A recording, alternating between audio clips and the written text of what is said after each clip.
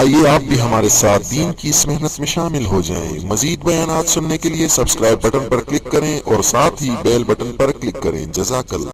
الحمد للہ نحمده ونستعینه ونستغفره ونعوذ باللہ من شرور انفسنا ومن سیئات اعمالنا من يهده الله فلا مضل له ومن يضلل فلا هادي له ونشهد ان لا اله الا الله وحده لا شريك له ونشهد ان سيدنا وسندنا وحبيبنا وحبيب ربنا محمدا عبده ورسوله اما بعد فاعوذ باللہ من الشیطان الرجیم بسم اللہ الرحمن الرحیم رب اشرح لی صدری ویسر لی امری واحلل عقدۃ من لسانی یفقہوا قولی ان اللہ وملائکتہ یصلون علی النبی یا ایھا الذین آمنوا صلوا علیہ وسلموا تسلیما اللہم صل علی سیدنا محمد وآلہ وعترتہ بعدد کل معلوم لک اللہم صل علی سیدنا محمد عبدک ورسولک وصل علی المؤمنین والمؤمنات والمسلمین والمسلمات واذکر اسم ربک وتبتل الیہ تبتیلا رب المشرق والمغرب لا الہ الا هو فاتخذہ وکیلا۔ سبحان اللہ۔ عزیزان گرامی، اللہ کا نام لینے والوں کی برکت سے اس دنیا کا نظام قائم ہے۔ جب تک اللہ اللہ کرنے والے، اللہ کا ذکر کرنے والے اس دنیا میں موجود ہیں، تب تک یہ زمین اور آسمان قائم دائم رہیں گے۔ جس دن کائنات میں ایک بھی اللہ کا ذکر کرنے والا نہ رہا، اسی دن قیامت برپا ہو جائے گی۔ یہ زمین، سورج، چاند، تارے سب گر پڑیں گے، اور یہ جو مناظر قدرت ہم دیکھتے ہیں کچھ بھی ہمیں نظر نہیں آئے گا، بلکہ ایک ویران اور اجاڑ کائنات رہ جائے گی۔ عزیزان گرامی، قیامت دو قسموں پر ہے، ایک قیامت اجتماعی ہے اور ایک قیامت انفرادی ہے۔ اجتماعی قیامت یہ ہے کہ جب کائنات کے اندر کوئی بھی اللہ کا ذکر کرنے والا نہ رہا تو اس دن سے کائنات تہس نہس ہو جائے گی، اور یہ جو نظارے ہم دیکھ رہے ہیں یہ سب ختم کر دیے جائیں گے۔ اور انفرادی قیامت وہ ہے کہ جب انسان اللہ کے ذکر سے دور ہٹتا ہے تو اس کے دل کی روشنی، اس کے دل کا چین اور اس کے دل کے اندر کی آبشاریں، اس کے دل کے اندر کے سورج اور چاند تارے سب بجھ جاتے ہیں۔ اللہ کے ذکر سے جس طرح حیات کائنات اللہ کے ذکر کے ساتھ مشروط ہے کہ کائنات کی حیات اللہ کے ذکر سے ہی باقی رہے گی، اسی طرح حیات انسانی بھی اللہ کے ذکر کے ساتھ مشروط ہے کہ جب تک انسان اللہ کا ذکر کرتا رہتا ہے تب تک انسان کو موت، قلبی اور روحی موت نہیں آتی۔ قلبی اور روحی موت سے مراد کہ اس کا ذکر، اس کا نام دنیا میں زندوں میں لکھا جاتا ہے۔ اس کی میں آپ کو کے سامنے کہ ذکر کرنے والا اور ذکر نہ کرنے والا، ان دونوں کی مثال اس طرح ہے کہ جیسے زندہ اور مردہ، جو دل ذکر میں مگن رہتا ہے وہ زندوں میں لکھا ہوا ہے اس کا نام، اور جو دل ذکر سے غافل ہو جاتا ہے اس دم اس کا نام مردوں میں لکھ دیا جاتا ہے۔ ایک بزرگ کے ساتھ ملاقات کے لیے روانہ ہوئے، ایک سالک اپنے شیخ کے پاس ملاقات اور حاضری کے لیے روانہ ہوا۔ راستے میں جب 4 میل کا فاصلہ رہ گیا تو یہ دوپہر کے ٹائم پر یہ قیلولہ کی نیت سے ایک درخت کے نیچے سائے میں انہوں نے آرام فرمایا کہ چلو اب تھوڑا فاصلہ ہے تو انشاءاللہ تھوڑی دیر میں پہنچیں گے، پہلے ادھر آرام کر لیتا ہوں۔ اب وہاں درخت پہ چڑیاں بیٹھی ہوئی آپس میں بات کر رہی ہیں۔ چڑیا ایک دوسری چڑیا سے کہتی ہے کہ جس بزرگ کے پاس یہ صاحب ملاقات کرنے کے لیے جا رہے ہیں وہ تو انتقال کر چکے ہیں، تو ان کا جانا تو وہ سب خامخواہی ہے، ان کو کیا ضرورت ہے ادھر جانے کی، وہ تو موجود نہیں رہے۔ اب چڑیوں کی یہ بات ان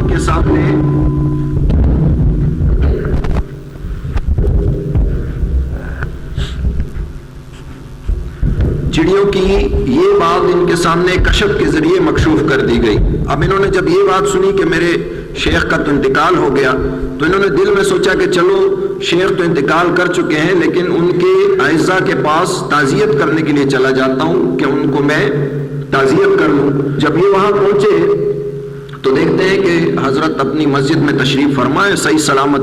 تو انہوں نے عرض کی کہ حضرت آج کے زمانے کی چڑیاں بھی جھوٹ بولنے لگی. تو شیخ نے پوچھا کہ واقعہ کیا ہے. انہوں نے سارا ماجرا بیان کیا کہ میں ایک درخت کے پاس وہاں آرام کرنے لیٹا تھا تو چڑیاں آپس میں یہ بات اور تکرار کر رہی تھی کہ اس کا شیخ تو فوت ہو گیا، انتقال کر چکا ہے. تو شیخ نے ان سے سالک سے پوچھا کہ وقت کیا تھا. سالک نے بتایا کہ جی ٹھیک 12 بجے کا وقت تھا. تو حضرت شیخ نے ارشاد فرمایا کہ ہاں بالکل اس وقت میرا دل تھوڑی دیر کے لیے اللہ کے ذکر سے غافل ہو گیا تھا.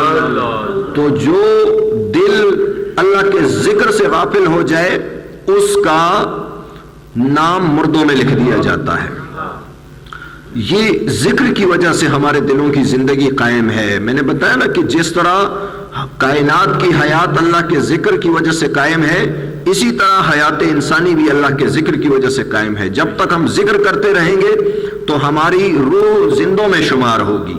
بغیر ذکر والے، بغیر اللہ کی یاد اور اللہ کی طلب میں زندگی گزارنے والے وہ زندوں میں شمار نہیں ہوں گے.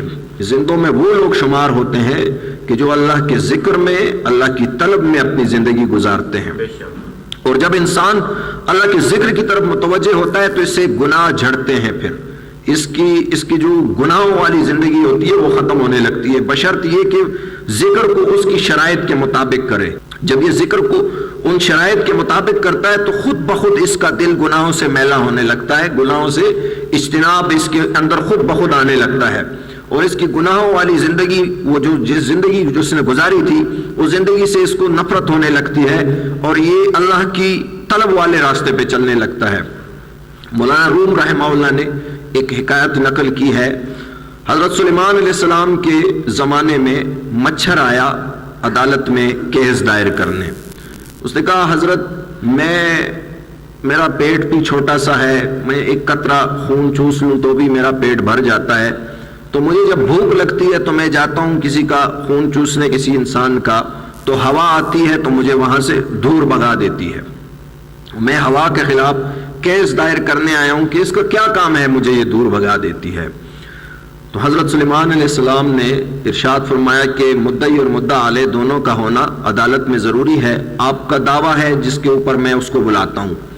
ہوا کو جب بلایا، ہوا جب تھر تھر کرتی آئی تو مچھر ہوا کی وجہ سے پھر دور بھاگ گیا. اب سلیمان علیہ السلام نے ارشاد فرمایا کہ وہ مچھر تو بھاگ گیا، ہوا آ گئی عدالت میں پیش ہو گئی اور مچھر دور بھاگ گیا.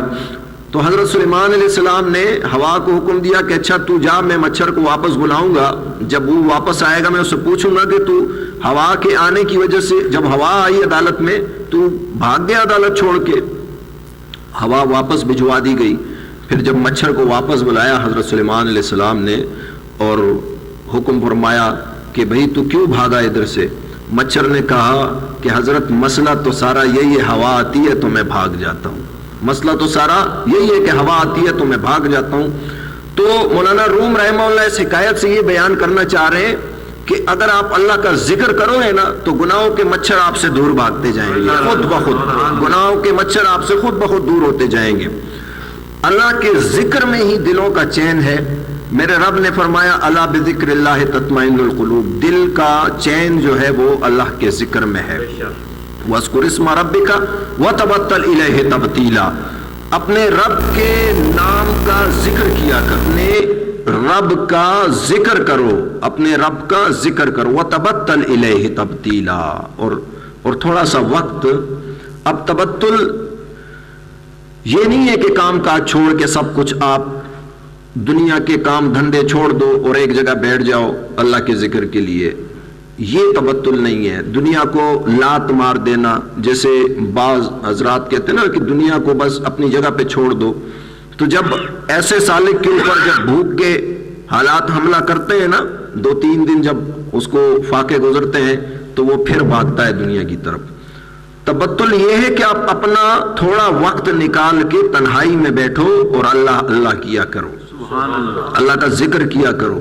اور دن بھر جب آپ اپنے کام میں مصروف ہیں اس وقت آپ اللہ کی یاد میں اور اللہ کی طلب میں رہو. کام بھی کرو, کام سے منع نہیں ہے. شریعت ہمیں دیکھیں, ہمارا دین, ہمارا مذہب, میں بار بار یہ کہتا ہوں, ہمارا مذہب انتہائی جدید سائنٹیفک مذہب ہے. اگر اس کو ہم سمجھیں, ہم نے خود اپنے لیے مشکلات بنائی ہوئی ہیں, ہم نے خود اپنے لیے دین کو مشکل کیا ہوا ہے, حالانکہ اس دین کے اندر کوئی مشکل نہیں. انتہائی آسان دین ہمارا ہے اور انتہائی سمجھ اور فہم والا دین ہے. آپ کو دنیا بھی سمجھاتا ہے اور آخرت بھی سمجھاتا ہے.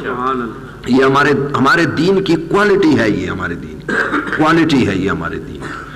میرے دوستو, جب آپ ذکر کرتے ہیں تنہائی میں بیٹھ کے تھوڑی دیر, پھر آپ کے دل کے اندر وہ انوارات داخل ہوتے ہیں. جب روشنی آتی ہے تو پھر اندھیرے کا کیا کام؟ روشنی آئے گی, ظاہر ہے اندھیرا باہر ہی نکلے گا. پھر تو دل کا اندھیرا جب ختم ہوگا, پھر اللہ کی محبت داخل ہوگی اور اللہ کے رسول کی, اللہ کے محبوب کی محبت داخل ہوگی. پھر خود بخود گناہوں سے نفرت ہو جائے گی, خود بخود گناہوں سے علیحدگی ہوگی. وہ حضرت سلطان رفیق صاحب دامت برکاتہم العالیہ فرمانے لگے, دیکھو دنیا داری جو ہے نا, ہم دنیا داری اس کو نہیں کہتے کہ آپ کام روزگار کر رہے ہیں تو اس کو دنیا داری کہا جائے. دنیا داری کیا ہے؟ وہ ہے لالچ. آپ کام میں مصروف ہیں, اللہ کا منادی آواز دے رہا ہے, حی علی الصلاح حی علی الفلاح, آپ دوڑتے ہو پیسے کی طرف, آپ وہاں نہیں آ رہے. ذکر کی مجلس سجی ہے, لوگ آپ کو ذکر کی طرف بلا رہے ہیں, آپ اللہ کے ذکر کو چھوڑ کے اپنے روزگار میں مصروف ہو. تو یہ لالچ جو ہے یہ دنیا داری ہے. آپ روزگار بھی کرو, آپ اپنے بچوں کو, اپنی شریک حیات, اپنے رشتے ناتوں والوں کا, ان کے حقوق کا خیال رکھو, ان کو جس چیز کی ضرورت ہے ان کی تعلیم و تربیت کرو, سارا کچھ کرو. لیکن جب اللہ کی طرف سے بلاوا آئے تو پھر سب کچھ چھوڑ چھاڑ کے اللہ کی طرف متوجہ ہو جایا کرو. حضرت عائشہ صدیقہ رضی اللہ تعالیٰ عنہ فرماتی ہیں کہ رسول اللہ صلی اللہ علیہ وسلم ہمارے ساتھ گھر میں جو گھر کے اہل و عیال کا جو معاملات تھے وہ کرتے تھے, گھر کے کام کاج کرتے تھے. جب نماز کا وقت ہوتا تھا تو سب کو چھوڑ چھاڑ کے اس طرح چلے jاتے تھے جسے ہمیں پہچانتے ہی نہیں. تو جب آپ کو اللہ کے ذکر کی طرف بلایا جائے تو پھر آپ اللہ کے ذکر کی طرف متوجہ ہو جایا کریں. پھر دیکھیں آپ کی دنیا بھی حسین ہوگی, آخرت بھی حسین ہوگی. آپ کی دنیا بھی حسین ہوگی اور آخرت بھی حسین ہوگی. میں ڈنکے کی چوٹ پہ یہ بات آپ کے سامنے کر رہا ہوں. ابھی دوستوں کے ساتھ میں یہی بات میں کر رہا تھا, اندر بیٹھے ہوئے تھے. میں نے کہا دیکھو کچھ لوگ مشینوں کے اوپر لگے ہوئے ہوتے ہیں, کام کرتے ہیں 12 گھنٹے 8 گھنٹے. کچھ لوگ اللہ کے ذکر میں مصروف ہوتے ہیں, اللہ اللہ کرتے ہیں. کھاتے وہ بھی ہیں, کھاتے یہ بھی ہیں. مشینوں والا بھی جو مزدوری کر رہا ہے وہ بھی کھا رہا ہے, اور جو اللہ کا ذکر کر رہا ہے وہ بھی کھا رہا ہے. لیکن جو اللہ کا ذکر کر رہا ہے وہ انتہائی اچھا اور اعلیٰ پیمانے کا کھا رہا ہے. سبحان اللہ. حضرت سلطان رفیق دامت برکاتہم العالیہ وہ فرمانے لگے کہ دیکھو جو ذاکر ہوتا ہے نا, اللہ کا ذکر کرنے والا, حقیقتاً جو اللہ کا ذکر کرنے والا ہوتا ہے اس کو کھلایا پلایا اور پہنایا جاتا ہے. وہ خود نہیں کھاتا پیتا اور پہنتا, بلکہ اس کو کھلایا پلایا اور پہنایا جاتا ہے. یہ اللہ کے ذکر کرنے والے کی شان ہوتی ہے. پھر جب اللہ کا ذکر اس طریقے سے کرو گے تو پھر دیکھو آپ کی زندگی کتنی حسین اور خوبصورت بنتی ہے, کتنا چین آتا ہے آپ کی زندگیوں کے اندر, کتنی راحت آتی ہے آپ کی زندگیوں کے اندر. تو یہ آج جو آپ کی, اور ماشاءاللہ یہ آپ کی مجلس جو ہے نا, یہ اللہ کے ہاں بہت مقبول مجلس ہے, مقبول مجلس ہے. تو اللہ کے ذکر کی طرف آئیں اور کوشش کریں کہ جتنے بھی آپ کے دوست احباب ہیں ان کو اللہ کے ذکر کی طرف لے کے آئیں. میں نے پہلے بھی آپ کے سامنے عرض کیا تھا نا کہ ایک بندہ کسی ایک کو لے کے آتا ہے جب, تو اس کا جو اجر ہوتا ہے, اس کا جو ثواب ہوتا ہے وہ لانے والے کو پورا مل جاتا ہے, اور اس کے جس نے جو آیا ہے اس کے اجر و ثواب میں سے بھی کچھ کم نہیں کیا جاتا, بلکہ اس کو بھی پورا اجر ملتا ہے. سبحان اللہ. تو میرے دوستو اس مجلس کو جتنا سجا سکتے ہو, جتنا اس میں کوشش کر سکتے ہو, اللہ کے پاس یہ چند لمحے آپ کے یہ بڑے مقبول ہو جائیں گے. کل جب محشر کے میدان میں لوگ ایک دوسرے سے چھپتے پھریں گے, ایک دوسرے سے چھپتے پھریں گے, ہر بندہ اپنی اپنی پریشانی میں مبتلا ہوگا. اس دن ذکر والے لوگ عزتوں کے مقام پہ بیٹھے ہوں گے. یہ ذکر والے لوگ ہوں گے کہ جو اپنے دوست احباب کی شفاعت اور سفارش کریں گے. میرے محبوب حضرت محمد مصطفیٰ مجتبیٰ مرتضیٰ صلی اللہ علیہ وسلم نے ارشاد فرمایا، صحابہ اہل بیت میں سے رسول اللہ صلی اللہ علیہ وسلم کے رشتے والوں میں سے کسی کے ساتھ ان کا ہوتا ہے نا، جب دوست احباب ہوتے ہیں تو مذاق بھی کرتے ہیں ایک دوسرے کے ساتھ، تو تھوڑا سا دل لگی تھی تو انہوں نے حضور سے شکایت کی کہ یہ میرے ساتھ تھوڑا دل لگی کرتے ہیں. حضور ممبر پہ کھڑے ہوئے، سب کو بلایا گیا، صحابہ تشریف لائے، حاضر ہوئے.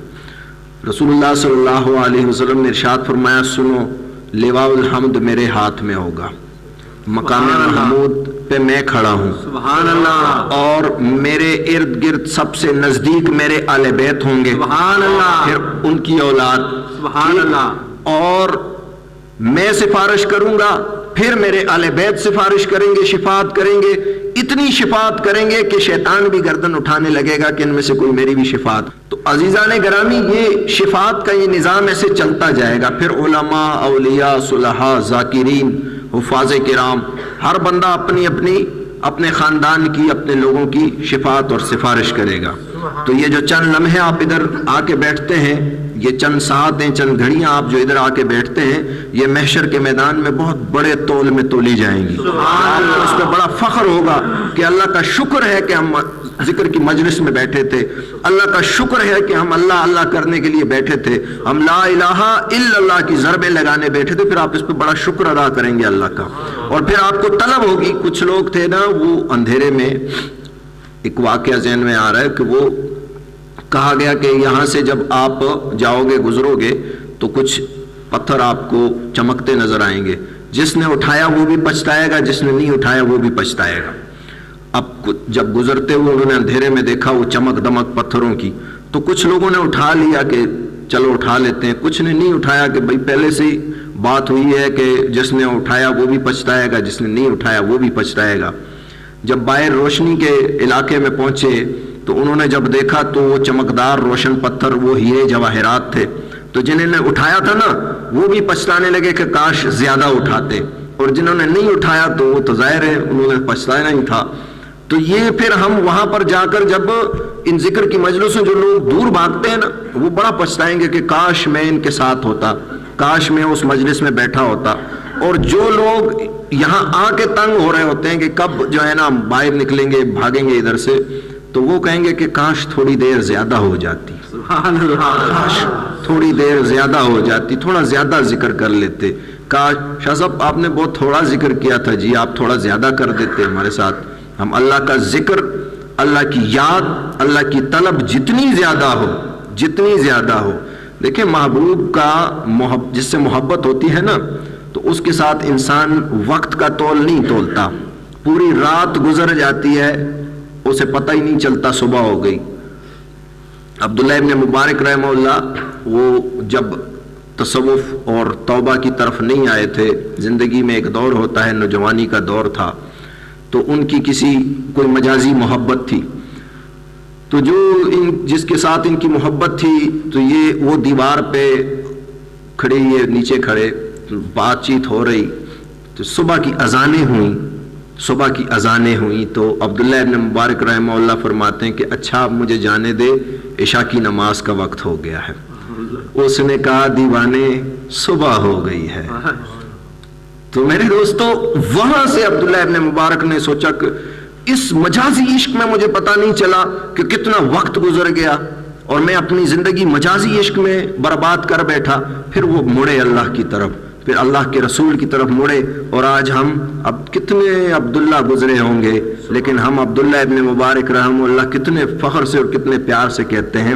اس کی وجہ یہ ہے کہ انہوں نے اللہ سے صلح کر لی تھی، انہوں نے اللہ کا ذکر شروع کر دیا تھا. جتنا زیادہ ذکر کرو گے اتنا زیادہ آپ کو اس ذکر کی مٹھاس ملے گی. میرا ایک بیٹا ہے طالب، تو وہ کہنے لگا ایک مرتبہ کہ بابا جان، میں جب اللہ کہتا ہوں نا، اور یہ حقیقت ہے، یہ کوئی واقعہ ایسا نہیں ہے کہ مثال کے طور پہ میں آپ کے سامنے پیش کر رہا ہوں، یہ حقیقت ہے. وقر رازی رحمہ اللہ لکھتے ہیں کہ جب انسان اللہ کا ذکر کرتا ہے تو اس کا دل بھی میٹھا ہوتا ہے، اس کی زبان بھی میٹھی ہوتی ہے. سبحان اللہ. اگر زبان میٹھی نہ ہو تو دل ضرور میٹھا ہوتا ہے. تو وہ بیٹا کہنے لگا کہ بابا جان میں جب اللہ کہتا ہوں نا تو مجھے اس طرح مٹھاس محسوس ہوتی ہے، جب محمد کہتا ہوں تو مجھے کھجور کا ذائقہ محسوس ہوتا سبحان ہے. اللہ. ایک بچہ کہنے لگا بابا جان میں ذکر کرتا ہوں تو مجھے کستوری کی خوشبو آتی ہے، تو یہ میرا پتہ نہیں وہم ہے یا کیا، مجھے محسوس ہوتا ہے کہ کستوری کی خوشبو آ رہی ہے. اور پھر مجھے ایسا بھی محسوس ہوتا ہے کہ جیسے میں نے میٹھا سیب کھا لیا ہو. تو ایک دن مجھے بتانے لگا کہ جی آج میں وہ ذکر کر رہا تھا تو جب میں نے وہ ڈکار لی تو مجھے معدے سے سیب کی خوشبو اور ذائقہ محسوس ہوا. جب انسان ڈکار لیتا ہے نا تو اس کو وہ ذائقہ محسوس ہوتا ہے.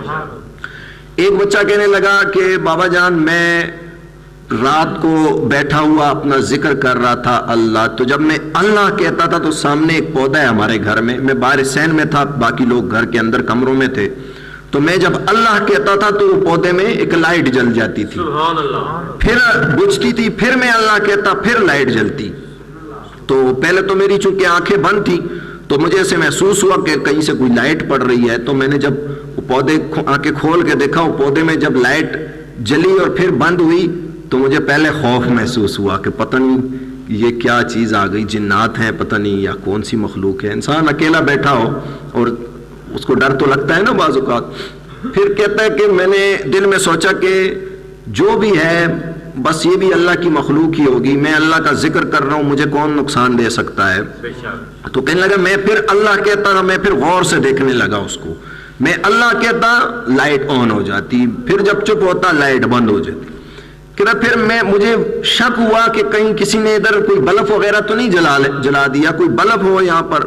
تو میں گیا اس پودے کے پاس قریب، اسے غور سے دیکھنے لگا اس کو، وہاں کوئی ایسی چیز نہیں تھی. پھر دوسرے دن صبح بھی میں نے اس پودے کو چیک کیا، وہاں کوئی ایسی چیز نہیں تھی. تو وہ پوچھنے کے لیے اس نے مجھے کہ یہ کیا معاملہ تھا، یہ کیا ماجرا تھا میرے ساتھ. تو جب آپ اللہ کا ذکر کرتے ہیں تو پھر اللہ کی طرف سے تجلیات بھی آتی ہیں، پھر اس ذکر کے فیوز اور فوائد بھی محسوس ہوتے ہیں. ایک بیٹا کہنے لگا کہ آپ نے بتایا تھا کہ جب تم اس طرح بیٹھ کے ذکر کرو گے تو جو سوچو گے وہ ہو جایا کرے گا. اور میں نے اس میں اکثر وہ ذکر جب میں بتاتا ہوں تو میں یہ بھی ساتھ بتاتا ہوں کہ اپنی سوچوں میں احتیاط کرنا، پھر کیونکہ اگر آپ کی سوچ مثبت نہ ہوئی تو اپنا بھی نقصان کرو گے، دوسرے کا بھی نقصان کرو گے. منفی سوچوں میں اپنا بھی نقصان کرو گے، دوسرے کا بھی کرو گے. تو کہنے لگا کہ جی وہ جب آپ نے بتایا تھا میں نے اس طرح ذکر شروع کیا تو اب میں جو سوچتا ہوں وہ ہو جاتا ہے، جو میرے دل میں کوئی خیال آتا ہے اللہ کرتا ہے وہ معاملہ اس طرح ہو جاتا ہے. اور بہت سارے اس نے واقعات بتائے. تو یہ لوگوں کی جن کے ساتھ میرا تعلق ہے، میرے وہ ہیں بیٹے ہیں، سالک ہیں، طالب مولا کی بڑی شان ہوتی ہے تو ہم انہیں بڑی قدر کی نگاہ سے دیکھتے ہیں. ان کے وہ الفاظ ہیں جو میں آپ کے سامنے پیش کر رہا ہوں، وہ الفاظ جو انہوں نے اپنی کیفیات بتائی میں وہ آپ کے سامنے پیش کر رہا ہوں، اس لیے کہ آپ بھی آئیں اس ذکر کی طرف. جب آپ اللہ کا ذکر کرنا شروع کریں گے تو اللہ رب العزت آپ کے اندر بھی یہ کیفیتیں دیکھیں. ہر بندے کو اللہ نے ذہن، دل اور صلاحیتیں دی ہوئی ہیں. صلاحیت ہر بندے کے اندر ہے. یہ الگ بات ہے کہ کوئی اس سے کام لے اور کوئی نہ لے. انسانوں کو اللہ رب العزت نے تمام تر صلاحیتیں ہر بندے کو اللہ نے دی ہوئی ہیں. ذہن، عقل، دل کی کیفیتیں، روح کی پاکیزگی، یہ سب کچھ اللہ نے ہر بندے کو عطا کی ہوئی ہے اپنے. لیکن اب بندے کے اوپر منحصر ہے کہ وہ کس طرف چلتا ہے. وہ اپنی صلاحیتوں سے فائدہ اٹھاتا ہے یا نقصان. وہ اپنی روح کو پاکیزہ ہی رکھتا ہے یا نجاست میں مبتلا کر دیتا ہے اپنے آپ کو. وہ اپنے دل کو روشن رکھتا ہے یا تاریکی میں ڈال دیتا ہے. یہ انسان کے اپنے اوپر ہے. پھر وہ اس کی کوشش ہوگی جتنی وہ اللہ کا ذکر کرے گا، جتنا اللہ کی طرف وہ بڑھے گا، اتنا اللہ اس کے قریب آئے گا. اللہ کے رسول کی محبت اس کے دل کے اندر آئے گی اور اسے وہ رحمتیں، وہ نور، وہ روشنیاں دنیا میں محسوس ہوں گی انشاءاللہ. یہ وہ ہمارے مرشد نے ایک دن فرمایا ہمارا سودا جو ہے نا یہ صرف پوشیدہ سودا نہیں ہے، آخرت میں ہی ملے گا. پوشیدہ سودا نہیں کرتے ہم، ہمارا سودا ظاہر کا ہے، سامنے سامنے کا، دنیا کا بھی ہے اور آخرت کا بھی ہے.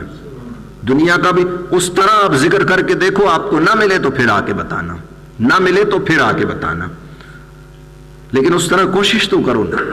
ابھی آپ کے سامنے میں ذکر کا وہ پیش کرنا چاہوں گا طریقہ کار. دیکھیں، جب ہم لا الہ الا اللہ پڑھتے ہیں، لا پہ آپ نے سب کچھ نکال دینا ہے دل سے. معبودان باطل، دوست، احباب، دنیا، مال، دولت، عزت، شہرت، مرتبہ، سب کچھ لا پہ نکال دینا ہے اپنے دل سے. اور الا اللہ پہ یہ تصور کرنا ہے کہ عرش سے نور آ کے میرے دل کے اندر داخل ہو گیا، عرش سے نور آ کے میرے دل کے اندر داخل ہو گیا. یہ آپ، اور اس ذکر کی پھر یہ کیفیت ہوتی ہے نا کہ انسان کے اندر بے نیازی آ جاتی ہے. بہت بڑا کوئی بادشاہ آپ کے سامنے آ جائے گا، آپ کو اس کی حیثیت پرکا کے برابر بھی نہیں لگے گی، اتنی بے نیازی انسان کے اندر آ جاتی ہے. وہ بے نیاز کا ذکر ہے نا. تو جس کی صحبت میں بیٹھو گے نا، جس کی صحبت میں بیٹھو گے وہ غالب ہوگا، وہ اثر تو آئے گا نا آپ کے اوپر. اب آپ کسی اس کے سگریٹ پینے والے کی صحبت میں بیٹھو گے تو 2-4 دن بعد شروع ہی کر دو گے.